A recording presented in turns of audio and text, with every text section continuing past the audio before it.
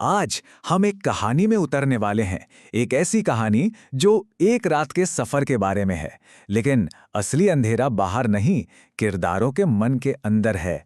मतलब ये कहानी सिर्फ डर की नहीं है, ये कहानी है मजबूरी की, एक गुनाह की, और आखिर में उस गुनाह से उभरने की, मतलब प्रायश्चित की।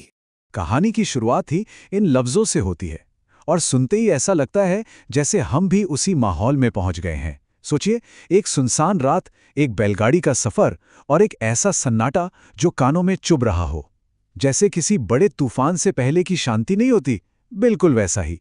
तो कहानी के पहले हिस्से में हम मिलते हैं अपने किरदारों से और जानते हैं उनके गुनाह के बारे में। यहीं पर असल में उस मजबूरी और उन अजीब अलौकिक घटनाओं की जमीन तैयार होती है जो आगे होने वाली हैं। तो हमारे मेन कैरेक्टर्स हैं करण और वीर, और देखिए इन दोनों के बीच का जो फर्क है ना, वही इस कहानी को मजेदार बनाता है, उसे आगे बढ़ाता है। एक तरफ है करण, जिसकी उम्र ज्यादा है, दुनिया देखी उसने और जिम्मेदारियों के बोझ तले दबा हुआ है। और दूसरी तरफ है वीर, नौजवान है और उसके अंदर डर और एक गिल्ट है कि उसने कुछ गलत कर दिया है। ये जो टेंशन है ना दोनों के बीच, ये उनकी हर बातचीत में साफ नजर आती है। तो सवाल ये उठता है कि आखिर इन्होंने किया क्या है। देखिए, बात मजबूरी की थी। अपनी माँ के इलाज के लिए इन्होंने एक विधवा की कब्र से अस्थियां चुराई हैं। जी हाँ, और ये सौदा हुआ था शहर के एक सेठ से, जिसे किसी तांत्रिक काम के लिए इन अस्थियों की जरूरत थी। सोचिए, बस इस एक काम ने उनकी सारी इंसानियत, सारी नैतिकता को दांव पे लगा दिया। और करण के ये शब्द ये कहानी का पूरा सार बता देते हैं। वो कहता है कि असली राक्षस तो गरीबी, भूख और बीमारी हैं। ये वो चीजें हैं जो एक इंसान से वो सब करवा देती हैं जो उसने कभी सपने में भी नहीं सोचा होगा। और ये सिर्फ कोई बहाना नहीं है, नहीं, ये उस बेबसी की, उस हताशा की चीख है जिसने उन्हें इस गलत रास्ते पर आने के लिए मजबूर कर दिया। और बस यही से कहानी एक जबरदस्त मोड़ लेती है। जो कहानी अब तक एक इंसानी मजबूरी और लाचारी की लग रही थी, वो अचानक एक डरावने सफर में तब्दील हो जाती है। अब उनके किए गए कर्म का फल उन्हें उसी अंधेरी सड़क पर मिलना शुरू होता है। यहाँ पर ना डर को एकदम से सामने नहीं लाया गया, बल्कि धीरे धीरे परत दर परत बनाया गया है।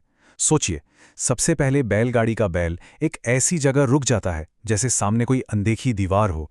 फिर चारों तरफ जो झिंगुरों की आवाज थी वो अचानक से बंद हो जाती है, एकदम सन्नाटा। फिर खेतों से अजीब अजीब आवाजें आने लगती हैं, जैसे कोई टूटी फूटी लोरी गा रहा हो। और फिर वो एक झलक दिखती है, सफेद साड़ी में एक औरत जो दिखती है और गायब हो जाती है। और आखिर में जब उनकी गाड़ी पलट जाती है तो वो भयानक सच सामने आता है, एक इंसानी खोपड़ी। ये सारी चीजें मिलकर एक ऐसा माहौल बना देती हैं कि रोंगटे खड़े हो जाएं।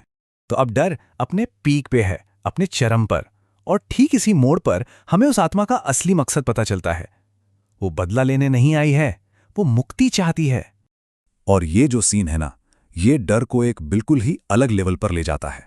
मतलब कोई हवा नहीं चल रही, फिर भी उस आत्मा के बाल चेहरे से हटते हैं और चेहरे की जगह कुछ नहीं है, सिर्फ एक गहरा खाली अंधेरा।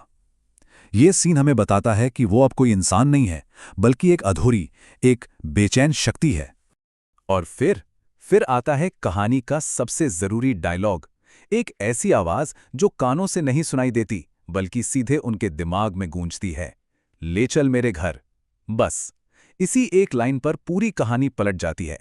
वो आत्मा बदला नहीं, बल्कि शांति चाहती है। वो बस अपने घर जाना चाहती है। और जैसे ही वो ये पुकार सुनते हैं, करण और वीर का सफर भी पूरी तरह बदल जाता है। अब वो डरकर भाग नहीं रहे हैं, नहीं, अब वो एक जिम्मेदारी निभा रहे हैं। ये सफर अब उनके प्रायश्चित का, उनके पश्चाताप का रास्ता बन चुका है। ये स्लाइड उनके इस बदलाव को बहुत अच्छे से दिखाती है। देखिए, दो रास्ते थे। एक था रात का रास्ता, जो डर और लालच से भरा था, और वो उन्हें शहर के और भी गहरे अंधेरे में ले जा रहा था। और अब है सुबह का रास्ता, ये जिम्मेदारी का रास्ता है, जो उन्हें शमशान की तरफ ले जा रहा है। क्यों? उस आत्मा को शांति दिलाने के लिए।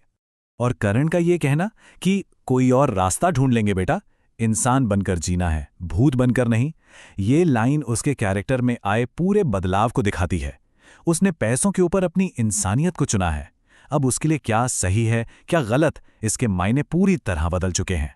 तो अब कहानी अपने अंजाम की तरफ बढ़ रही है। सुबह होती है, सूरज की पहली किरण निकलती है और उसी रोशनी में वे अपने किए हुए गुनाह का प्रायश्चित करते हैं। और ये एक ऐसा काम है जो सिर्फ उस आत्मा को ही नहीं बल्कि उन्हें खुद को भी अंदर से शांति देता है। और ये जो प्रायश्चित का आखिरी हिस्सा है, ये बहुत इमोशनल है। वे सुबह सुबह शमशान पहुंचते हैं, अपने हाथों से एक छोटी सी चिता बनाते हैं। करण उन अस्थियों को रखते हुए माफी मांगता है और फिर उनका अंतिम संस्कार करता है। और ठीक उसी वक्त हवा में एक हल्की सी सिसकी की आवाज आती है, जो धीरे धीरे एक लंबी सुकून भरी सांस में बदल जाती है, जैसे किसी को आखिरकार मुक्ति मिल गई हो। तो असल में यहां पर एक नहीं बल्कि 2 यात्राएं एक साथ पूरी हुईं। पहली यात्रा थी उस आत्मा की जिसे अब शांति मिल चुकी थी, और दूसरी यात्रा थी करण और वीर की, उनकी नैतिक यात्रा, जहां उन्होंने अपनी खोई हुई इंसानियत को फिर से हासिल कर लिया था। तो इस सब से हमें क्या पता चलता है? देखिए, सबसे ज़रूरी बात यह है कि उनकी बाहरी परेशानियां, मतलब गरीबी, कर्ज, बीमारी, वो सब अभी भी वैसी की वैसी ही हैं। कहानी कोई जादू नहीं करती, लेकिन जो उनके अंदर की लड़ाई थी, जो उनका अंदरूनी संघर्ष था, वो ख़त्म हो चुका है। उन्होंने मॉरली एक सही रास्ता चुन लिया है। और आखिर में कहानी हमें इस एक गहरे ख्याल के साथ छोड़ जाती है कि कभी-कभी सबसे डरावना सफ़र वो नहीं होता जो हम किसी सड़क पर करते हैं, बल्कि वो होता है जो हमें अपने अंदर से वापस आने के लिए करना पड़ता है। ये अपने ही बनाए हुए अंधेरे से निकलकर वापस रोशनी में आने का सफ़र है।